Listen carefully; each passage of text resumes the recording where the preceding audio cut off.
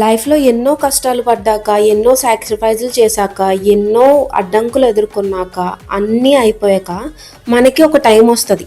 మనకి నచ్చిన పని, మనసుకు నచ్చిన పని చేసే టైం. అప్పుడు మనకి సపోర్ట్ ఉండదు. సపోర్ట్ కంటే వెనక్కి లాగే వాళ్ళే ఎక్కువ. కానీ ఒక్కటి గుర్తుపెట్టుకో, వాళ్ళేదో అనుకుంటున్నారు, వీళ్ళేదో అనుకుంటున్నారు, ఎవరో ఏదో అనుకుంటారని చెప్పేసి నువ్వు చేసే పని, నీకు నచ్చిన పని చేయడం ఎందుకు ఆపేయాలి? నువ్వు చేసే దాంట్లో ఏమైనా తప్పు ఉందా? ఉంటే నీ హార్ట్ నీకు చెప్తుంది కదా.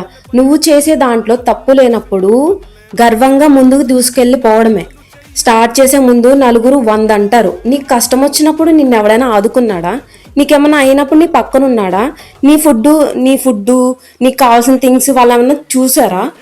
ఏం చేశారని వాళ్ళకు నువ్వు ఎక్స్ప్లెనేషన్ ఇవ్వాలి? అసలు అవసరం ఏంటి? నీకంటూ సపోర్ట్ చేసే ఒక మనిషి ఉంటారు. వాళ్ళ సపోర్ట్ తీసుకుని సాగిపో. ఎవ్వరు లేరా? ఇంకా మంచిది.